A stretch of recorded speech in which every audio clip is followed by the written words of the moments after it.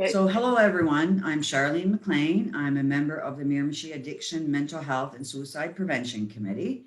And on behalf of the committee, I will be interviewing various service providers in order to make folks in this region aware of the many different services and programs that are available to them. In today's Resource Spotlight segment, I'm joined by Patty Michaud, Director of the Miramichi Emergency Center for Women, Jeannie Taylor, Aboriginal Domestic Violence Outreach Coordinator, and Lisa McNeil, Domestic Violence Outreach Coordinator within the Health Region 7. So thanks so much for joining me today, ladies. Thanks for having us. So I guess we're going to get right into the question on the different resources and programs that you provide within the region. So Patty, I'll start with you. Okay. Can you tell me a little bit about the Miramichi Emergency Center for Women's mandate and how long the center has been open here in the Miramichi area? Sure. So the Miramichi Emergency Center for Women's mandate is to provide safe shelter and support to women and their children who are fleeing domestic violence. But we also provide 2 outreach programs, so people don't have to come and stay with us at the shelter. They can access our 2 outreach programs. So just a little bit of background about the Miramichi Emergency Center for Women. We were established in 1988, so that means for 33 years we have served the Miramichi area.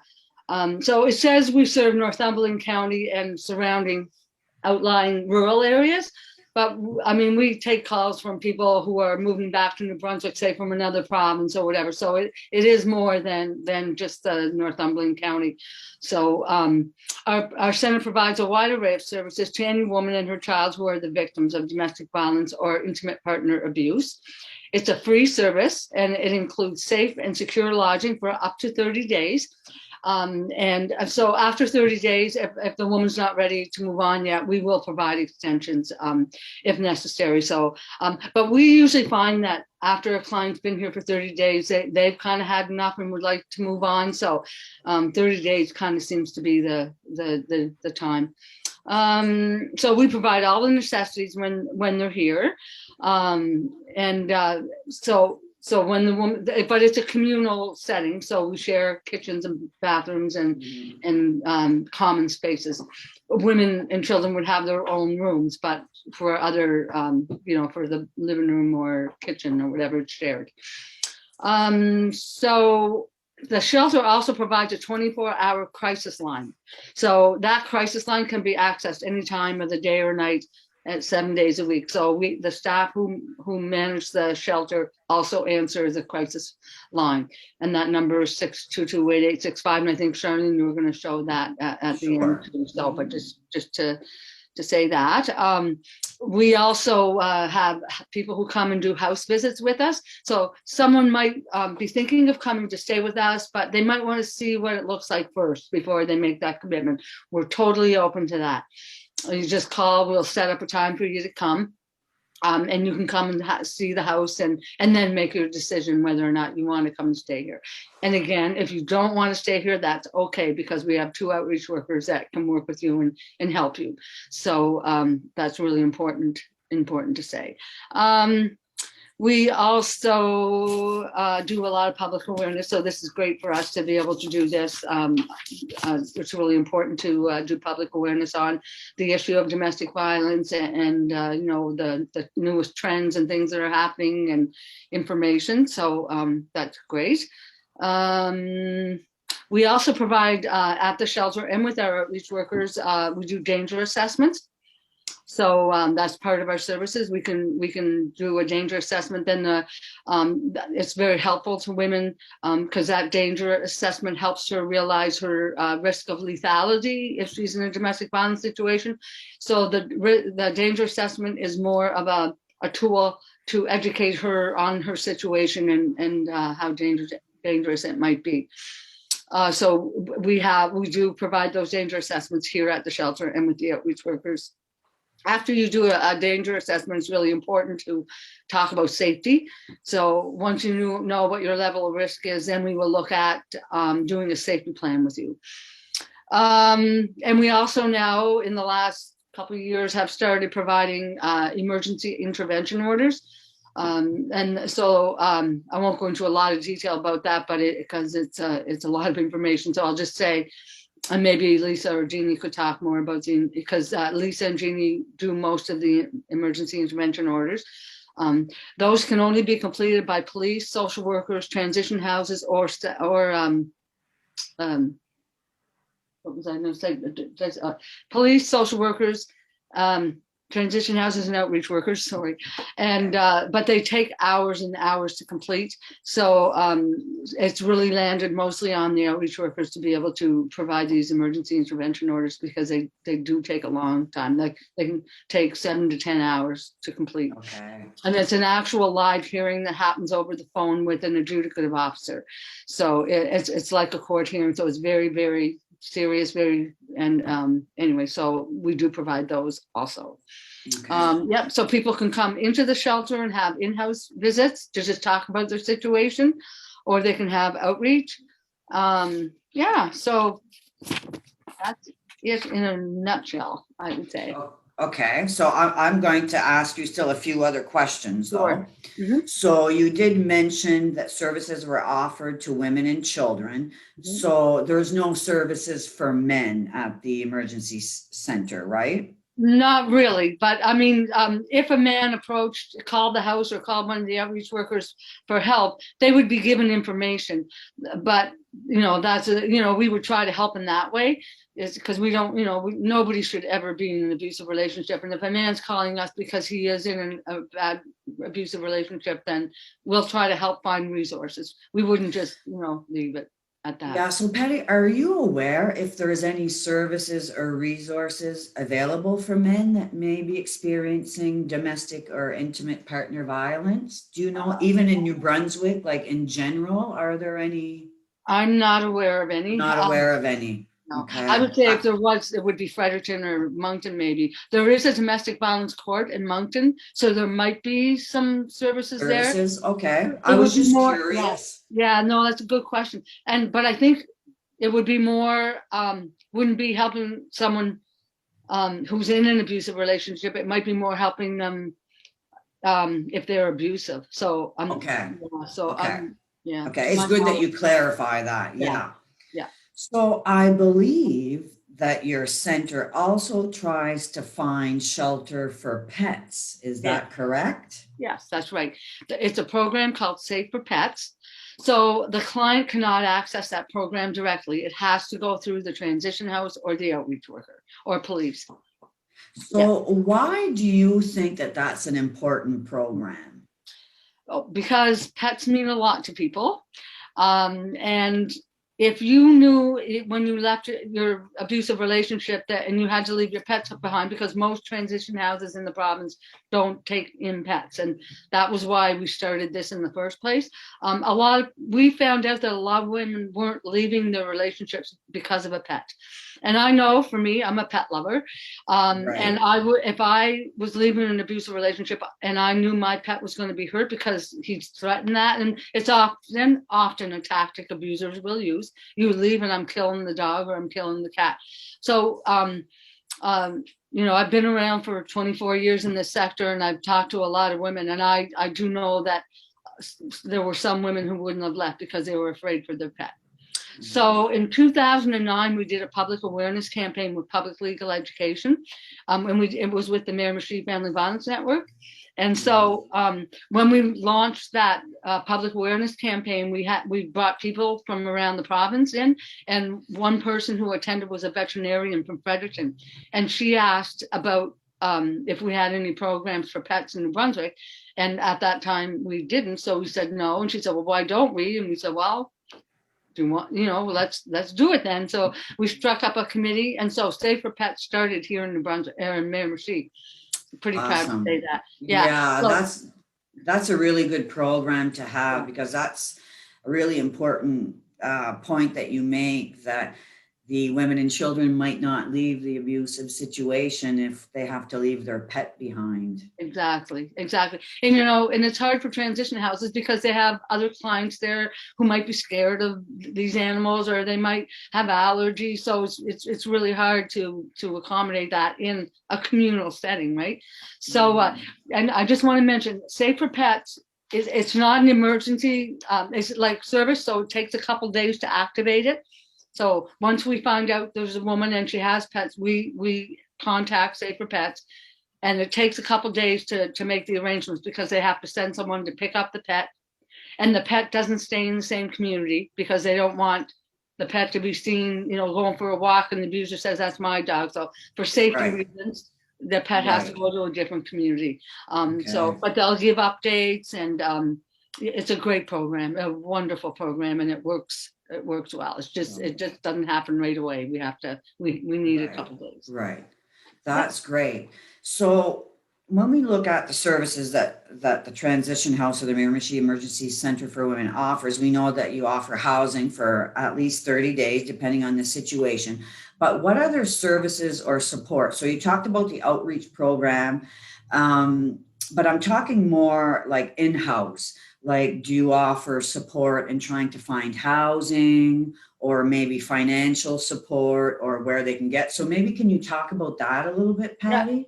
Yeah, for sure. We'll work with the woman when she's here on whatever she expresses to us she'd like to have information on, or if budgeting is something, you know, we can sit down and do some budgeting with her here, or yeah, finding housing in Miramichi is really difficult, as you know. You know, it's getting harder and harder to find affordable housing. We have seen women go back to abusive situations because they couldn't find housing, and that's just the worst case scenario that, you know, we could see.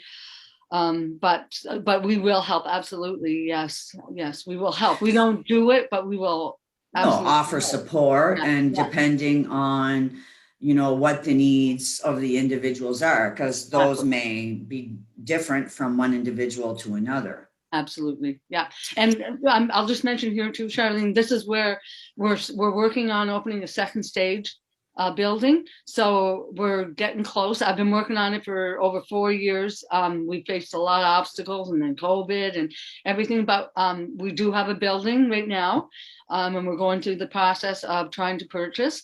And we're not there yet, but if we get this building, we'll have 6 to 8 units to be able to provide for women. So what second stage is, once they leave, we're first stage here at the transition house. So second stage would be them going to stay at in this building that's close in town, close to everything. And they can stay there for up to 18 months in their own apartments, only having to pay 30% of their income. And there we could really get into doing programming. Programming is hard to do at the transition house because the woman's in crisis when she's here. It's really hard to focus on other things and goals and, you know, moving on. She's just trying to get through the crisis period. But in second stage, that's where we can offer groups for the kids, make sure kids are being looked after and have what they need. And we have second stage in most places around the province. So and it works. It's such a great way for women to be able to get on their feet and you know, not have to go back to those kinds of situations. That's really great. I'm really happy to hear that, because that gives them time to get support, you know, helps them get back on their feet and maybe make objectives, instead of having to, you know, think, oh, well, in 30 days, you know, where am I going to go? Do I go? Because like you said, there's not a lot of affordable housing available. So the alternative to that is going back to the situation that you just left. So I'm really happy to hear about that second stage housing. Good for you. Yeah, for doing all that work. That's really great. So another question I had was if the service was only accessible to families in Region 7, but I think you've kind of answered that. You know, of course, you're looking to just serve the Northumberland County, but if someone's moving back, or someone would have questions, or you'd never let someone be stuck or on their own, you would either provide the service or try to find someone that can, maybe in their own region or. Exactly. Yeah. Yeah. So do you have bilingual staff at the center? Do you serve a bilingual population? Yes, I'm bilingual. So if someone comes in, it's really hard to find bilingual staff. I have to say, I wish I had more, but I do speak French, so we would work with that, and we have, and we Right. definitely want Right. that population to access. So if someone's a francophone, they don't have to be, they don't have to worry about not being able to speak French. You or someone else could be able to help them out in that area. That's great. One question is related to the pandemic. Has the pandemic had an impact on being able to provide this much needed service? It sure has. So like I've said a few times here, our service is a communal, our house is a communal setting. So share lots of things. So when COVID hit, that really shone a light on that fact that it's communal. I would love to see that we have units like in the hotel suite where a woman could have her own unit with her own bathroom, fridge and microwave and her own space for her and her children, and then have the common space that she can join whenever we're doing anything together. But right now, currently, we're not set up that way, but a lot of us are looking at changing our, renovating our houses. Like I'm going to put another bathroom upstairs because right now we only have one bathroom for 4 rooms. Right. So we have a bathroom downstairs and we have a room downstairs too, but we need at least another bathroom upstairs. So yeah. So that, and then we had to cut our occupancy because of that. So normally we're licensed for 12 beds and we still licensed for 12 beds, but we had to cut our occupancy back to 8 so that people could have their own spaces. Yeah. And we converted to meet the requirements of the pandemic and all those physical things. Distancing and all that stuff. Yes. Yeah. Yes. Yeah. So besides being able to telephone, I know that there are 2 different numbers and I will share those. Can folks email as well, or you prefer people to call, or how does that work? We prefer people could call, but you can go on our Facebook page and put a message there. Yeah. Okay. Yeah. So there are different ways of reaching the emergency center. And like I said, I will post those a little bit later. Great. Okay. So those are all the questions I have for you now, Patty. I'll move over to Jeannie. But then at the end, before we're done the interview, I'll ask anyone if there's anything that they want to add, something that we may not have touched on. So Jeannie, thanks for agreeing to join the interview today. I guess my first question to you is, what is your role, or talk to us a little bit about your role as the outreach coordinator for the First Nations communities? My role is to support women and their families who are suffering in crisis and domestic violence and intimate partner violence, and just to support in general for anything that the obstacles, because some people come to me who haven't been assaulted and just looking for guidance, and after I give them the guidance and they build a conversation with me, it turns out that there's something in their history that's going to come up. So a lot of it is based on testing the waters at first and then coming together by opening the doors of communication that way. Sure. So are there any specific services that you do provide? Like when you look at outreach, I know Patty mentioned a few of them, but could you maybe go over them a little more? Like, I forget exactly what they were called. Sorry, I should have marked it down, but there was the one that takes 7 to 10 hours. That's like a core. So emergency intervention orders. Yes, that's something that I have done previously, and every order I have done has been passed through because of the violence involved in talking about these orders, about the violence that's involved in these orders. So the incidents of violence, the percentages are different in the First Nations community than they are in the non-First Nation communities. So Oftentimes it's not reported and they won't report it. And the only way they feel they can get out of a situation at times is to rely on an EIO because they don't want to go through the policing process or the court processes. Right. Because oftentimes the violence between the two, it escalates, and a woman often finds herself in a situation where now she's being charged and she's being looked at as an offender and whatnot. So it's just something that they don't want to explore because they have a constant fear of that looming over them. And that's something that I have worked to try to help these women overcome the fear and anxiety in dealing with police, because oftentimes incidents don't go reported at all. For instance, I'll just give you an example of one incident, and it was never reported, but she was hit with a golf club and lost part of her ear, and she would not go to the police because the last time she went to the police, she was told that we're going to charge him, but we're going to charge you too for destruction of property. And that just turned her off completely to dealing with anything from the police. So that incident was never ever reported.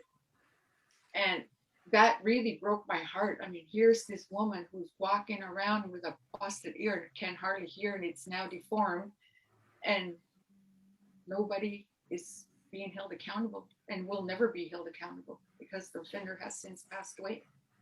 And that's just many of the stories that are in the underbelly of the First Nations communities. There's a lot that are front and center, but there's also another layer of a different kind of violence, a different way of living in a different environment. Women who rise up and then do the right thing and then go home to the same environment. It's a vicious cycle. So that's where I have a hard time having my clients move towards seeking justice through the criminal system. Right. So you would. But moving along, I have found in the recent year that because of women coming forward and charging their perpetrators, whether it was 30 years ago or last year, I think some of the barriers that women face have now been opened because of programs like Indigenous support workers. And since then, the uptick of reports of women going forward in their sexual violence, whether it was historic or today, has been really, really overwhelming. Yeah. I talk to Patty every day, every week, about why I have to be at the courthouse, because there's always a woman willing to do a victim impact statement. She's always willing to go forward with charges now. So that is very important, I feel, in where we came from since outreach started. And then we opened the doors of more services such as the EIOs, where women don't want to go with the police route, but they have that safety net with the EIO. So that I feel is important to mention as well. So would you say, or would you be in agreement to say that maybe the non-reporting is starting to decrease a little bit, and some of those barriers to seeking help are starting to disappear? They're not gone completely, but it's starting to change then a little bit, you feel? Oh, absolutely. Like I said, like before, I was more in the homes and meeting elsewhere and whatnot, but in the last year, I have found myself in the victim services offices, or in the Crown Prosecutor offices and the police station, because these women are asking me to guide them through the process by taking them to the police station, by seeing them through their appointments, by seeing them through meeting the people they have to meet to get to the finish line. It's hard, but it's a lot of unraveling and undoing because they have a lot of issues besides that, right? So that is just one of the things that I feel when it's lifted off their shoulder, it just opens the door to communication on everything else. So pushing that, I don't pressure anybody to do an EIO ever. I don't. I just say, this is what's here. If you don't want to go to the police, and I'm here to help you fill it. And I give them a day or two to think about it, and I give them information. And oftentimes, most of them say no to it, but they'll explore another time and say, yes, I need to do it now. So it's a touch and go situation with the EIOs. I haven't done one in a while. I had one scheduled in about a month ago, but at the last minute, she said, no, I'm good. Just can you keep coming over and supporting? Yeah, I was absolutely, I'm not going to make her do anything that she doesn't want to do. But I do encourage her, but you don't have to press charges because I know that's not what you want to do, but can you please open a file and tell them what you're experiencing? So if their name comes up, they're going to red flag you. So I've experienced a lot of that now too. They said, well, I didn't press charges on them, but and I'm not going to, but I did what you asked. So a lot of instances where they did do that, they did red flag the perpetrator and said, okay, now we know what you're doing and we're going to press charges now. It's not up to the woman, it's not up to anybody. We see the violence you're perpetrated and we're going to move forward with charging you. So that has happened on several instances too.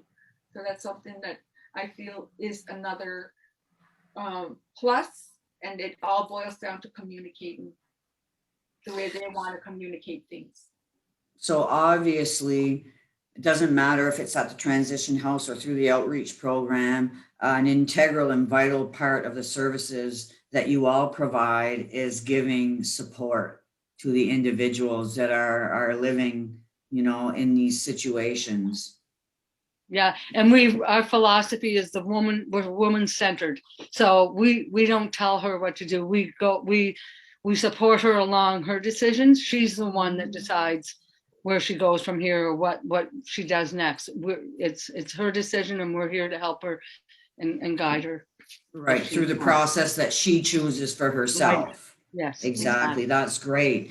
Jeannie, can you let us know what First Nations communities that you do provide services to, just so that everyone that's watching has an idea of where they can access the service? My home base is in Ilground. That's where my office is located at, but I serve Burn Church, Red Bank, and Ilground officially. But it's not just, I haven't served other First Nations too who are looking for a service such as the one that I'm providing. So it's those communities that I serve. But like Patty said, if somebody calls and says they're looking for this kind of service or whatnot, then I will direct them as best as I could, but oftentimes they just want to continue on with me. Yeah. For instance, I had this one young lady who was located in my community of Burn Church, Escanovidge, but wanted to flee and go back to her home community, which is another province away. I'm not going to say the province because it'll be so narrowed down. But upon arriving in her home province, she had asked me if I put her in contact with an outreach worker there, but she asked me if we can continue with me from her home province, just because she didn't want to start all over again. So that's what I did. And I've worked with her about a year after when she left the province until I had her come full circle with another outreach worker, because there was an officer, an RCMP officer that was just happened to be located at her new home, and it was the same officer that was dealing with the stuff. So that built the trust all over again, that she was able to go to a different outreach worker in her home province. So your office is in Eelground, but let's say there was an individual that contacted you from Red Bank. Would you go to their community to offer services? Let's say they didn't have transportation. Would you go to them? Absolutely, absolutely. Much of my work is based on being on the road. Okay. hardly in the office, only because of during the first year I was in the office heavily because it was fairly new program. I was putting things together. I was Right. working with Patty because she was leading the way, because she had worked in the outreach program, and she was just kind of telling me this is how it kind of operates and whatnot. So a lot of the first year was building on it, Mm-hmm. building the foundation and contacting and networking and doing what we can to build the solid foundation. And that's the first year I was mostly in the office. The second year it was half and half, and by the third and fourth year I'll be lucky if I get in there once a week, Right. only to Right. do whatever I have to do. And Mm-hmm. sometimes you just need to get into your office and sit there. Right. So yeah, and just because my office is in a little bit of a transition right now, I'm still at the same building, same location and whatnot. My one of my workers in Burn Church said, if you need a little space here, then you're welcome to it. But Right. Nice. I haven't had to take her up on her offer, just because I'm that much more on the road, and then I would rather go to the office in Ilgram. So I'm going to a little bit later in the interview give your coordinates so folks can reach you by telephone, either your office phone or your mobile phone, I believe, because that's the information that you had given me. Is that correct? Yes, absolutely. More on my phone than anywhere else. Okay, so with COVID, are you still providing in-person service at this time, or is it virtually, or is it a little bit of both? It's a little bit of both. When A I little bit feel of both? certain about how a person's lifestyle, like if I know they're as adamant about safety and precaution and procedures such as like that, we say like, you're safe, I'm safe, okay. But I will disclose, like, say, listen, I have a cold, I have a chest cold. You know what I Right. mean? We wouldn't Mhm. put either or in any kind of danger or No. jeopardy. So a lot of it is like meeting up face to face, and oftentimes it's through text and messenger. Messenger, yeah. Yeah, FaceTime. FaceTime. Yeah, FaceTime. FaceTime is Right. good. And a lot of professionals have been doing that during the last year, depending on what's going on with the pandemic and what phase we're in. But it's just nice to know that the service is still provided, because it is an essential service. And, the last year hasn't been easy on folks. So it's good to know that they can access the service, even though we're in the pandemic. Mhm. I just wanted to point out too, and I feel like as an Indigenous woman and the women I work with, I feel safer doing it that way, because there's a lot of things that never been addressed or unraveled that I know as an Indigenous person that there's a sense of pride that you can show anything, right? So it takes a lot of wrangling to undo like that. So I think they feel more comfortable and better that way anyway. But over time, when they feel like, okay, this is where I built the trust, and I feel more comfortable and say, okay, well then let's go for coffee, or let's meet up then, or can you come over to my place? And that's where I just wanted to say something. I just wanted to add to about Jeannie's program that we were so honored 5 years ago when we were asked to pilot this Indigenous outreach program. So we just ended our pilot project March 31st. So, but I'm real proud to say that we were granted another 5 years. So we will have Jeannie for another 5 years. That's because of all the hard work she did at making sure that this program was successful, and as it is. So I just have to mention that. So that's great news to know that, and hopefully it will continue to be seen as important. We already know it's important, but hopefully it'll be continue to be seen as important, so it will be renewed. A permanent program, yes. Right, exactly.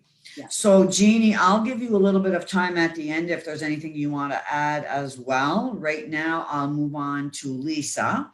Lisa's an outreach worker as well.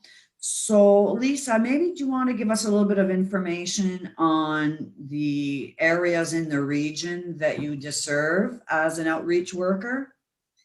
Sure. So basically Northumberland County-ish. So outside Blackville to Bay St. Anne to Kishimagwak, Rogersville, give or take. Sometimes it might be somebody a little more outside the limit than I would maybe connect with another outreach worker in the province, but it might be closer for me to go than her when we're talking Kent County or whatever. Right. So I will see nobody left unserved, but we'll try to put them in the right spot. So yeah. Perfect. So can you talk to us a little bit about the services that you do offer within the region? Sure. Patty and Jeannie pretty much covered most of it, but again, individual support. I can do danger assessments, crisis intervention, some safety planning, emergency intervention orders, accompaniments to appointments, court, police. I'm at the office here and I have all kinds of resources if anybody needs them. And I also do education presentations to groups or classes, that type of thing. So the awareness sessions, are they open to community and organizations within the region? Or education sessions, I guess? Usually they're by invite if they want a guest speaker to come in. Okay. And a whole lot of these things going on right now because of COVID. Okay. Let's say someone would like to have one. Would it be possible to get one via Zoom? Absolutely. Okay. Okay. So am I to assume that you only provide services to women and children? Well, that is our mandate to serve women, and that's my priority. But like Patty had mentioned earlier, there's not a lot of resources for men. I'll certainly try and steer them in the right direction and offer any support I can get. But at the end of the day, the priority is for women and children. Okay.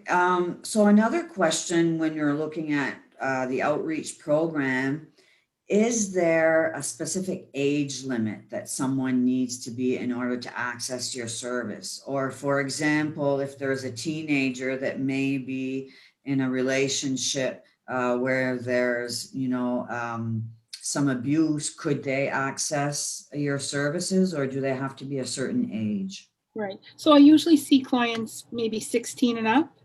Okay. But make no mistake, as young as, well, when they start dating, they can experience DIPV.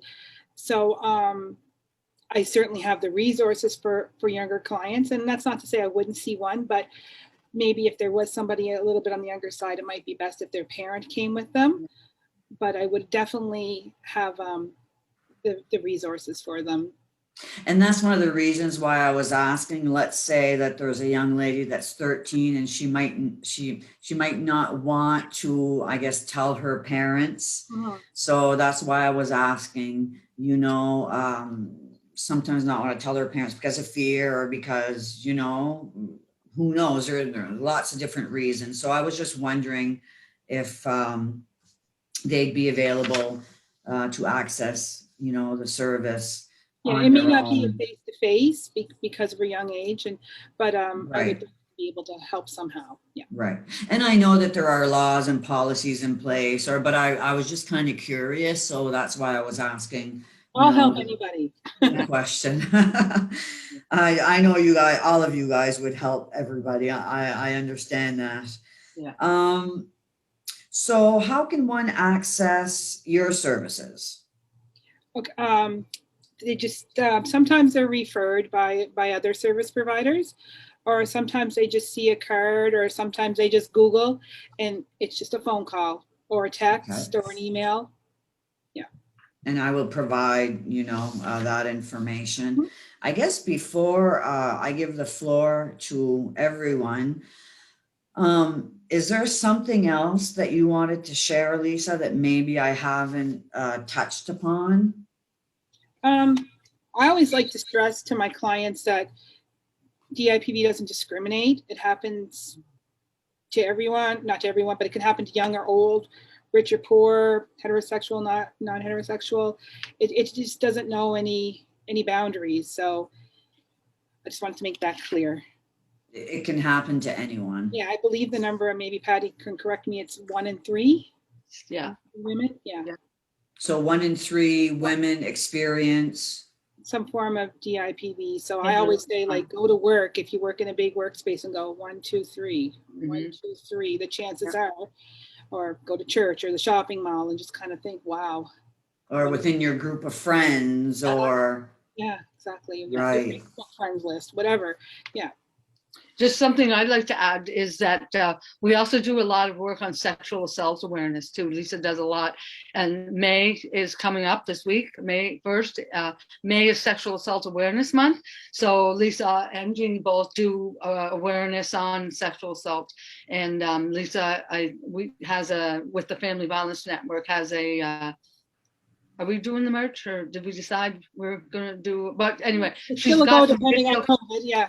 Yeah, it depends on COVID. Yeah, it's so hard to plan stuff like that. But Lisa's got she's got an amazing video that a volunteer worked with her on, and that's going to be launched in May. So Yeah. so Lisa does a lot of work, and Jeannie does on sexual assault awareness too. So stay tuned for, we'll be sharing it on our Facebook page and stuff. And Right. Right, and I was going to mention your Facebook page and ask if you'd be posting that information. What exactly is the name of your Facebook page, just so folks are aware out there? Okay, well, the Miramichi Emergency Center for Women has a Facebook page, and then Outreach has Domestic Violence Outreach, Miramichi and surrounding areas. Okay, Yeah. okay, so there's two Facebook pages that people could access and like to get more information, and that's We have an great. Instagram account as well.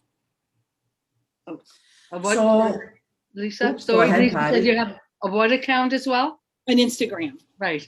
Yeah. Instagram account as well. Okay. So is there anything that we haven't talked about? Are there stats or tips that you'd like to share? Any information at all? Or, maybe information on how folks in this region or Northumberland County, how they can support the center. So anything you'd like to finish off with, please feel free to share that information. I'll give you guys whatever time, you need. Okay, I'd like to mention that because I didn't say it, was that social development provides our funding, but it's not 100% funding. So we're about 76% funded by social development, but we have to raise a lot of money just to keep our doors open. So fundraising is a vital, important part to our organization and what we do. So, and when people say, what can I do? There's one thing that people could do that would help us enormously would be to go get a She Bucks ticket and play our weekly toonie draw. That would be a huge help. It's, a toonie a week. You can prepay. And we have a staff member here who's dedicated to the She Bucks program, but that's the easiest thing I can think of to say. If you wanted to help us, that would help us enormously. Also, we have to raise money for our second stage too. So we're really, really in need of fundraising, especially since COVID. We haven't been able to do activities that we would normally do. So fundraising is really important for us. So the draw for the She Bucks, what day of the week is that? It's a Tuesday. On All the Tuesday? information on that is on our Facebook. Okay. Yeah, and if you wanted more information and didn't want to do Facebook, you can call us and we can walk you through. It's a purple ticket. You fill out your name and address and contact, and keep half of the ticket for your number and put the other part of the ticket in the box. We have 9 locations around Miramichi, and all those locations are listed on Facebook too. On your Facebook. So I have to assume that you would be open to accepting monetary donations as well. Oh, absolutely. Yes, definitely. Okay, Definitely. so folks would just contact the center, right? Yeah, we provide receipts. So yeah. Okay, right. Definitely monetary donations help a lot. Okay. Anything else? Any tips or stats or any other information that you'd like to provide? I'd just like to say, if you are someone in an abusive relationship, you're not alone, because a lot of times women feel that they're alone and there's, nowhere to reach out for help, or people aren't going to understand, or, even with the Indigenous women, there, with the colonialism and everything that happened with that, it's hard. And Jeannie has shared with me, it's hard for the trust to happen. So it's so vitally important to have someone who they can relate to and feel that they can have a trusting relationship with. But I really want women to know you're not alone. There's help. And that they can reach out. They can reach out, yes. So I'm just going to share my screen for a few minutes so folks are able to see your contact information and where they can reach out to you. So I'll just leave that on for a few minutes. I'm not really good with technology, so hopefully everyone can see that. But Miramichi Emergency Center for Women. So the phone contact for the 24-hour crisis support line is 622-8865. And there's a toll-free 24-hour crisis support phone line. It's 1-888-836-1016. Or you can send an email to mecwstaff@nb.aibn.com. And to reach out to Lisa McNeil, you can call or text 778-6496, 625-6496. I'm assuming, Lisa, the first number is to call and the second number is to text. Is that correct? The first number is to call, and the second one you can call or text. Okay. And the email is miramichioutreach@outlook.com. And to get in touch with Jeannie, you can telephone 627-4743, which would be her office number, and her mobile number is 625-0561. So please feel free to reach out if you're looking for support. Any other comments or anything that you'd like to share, ladies? Yeah, Charlene, maybe I failed to mention earlier, my office, I mostly work off-site from the transition house. I am there sometimes, but mostly I'm off-site. My office is located at NBCC Miramichi. Okay. And I too, as well, do home visits or community visits or wherever it's safe and comfortable for the client. So. Perfect.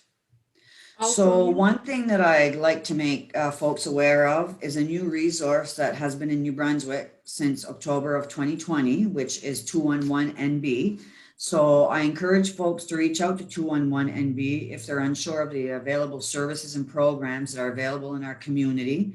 The service is free of charge, it's confidential, and it's open 24 hours a day, 7 days a week. So if you're wondering about resources within our community or within the province of New Brunswick, please dial 211NB. I really want to thank you all, ladies, for joining me today. And to everyone that's viewing this resource spotlight segment, please stay safe and well during the pandemic. Don't forget to wash your hands. Practice social distancing and wear your mask. Thank you so much again, ladies, and take care.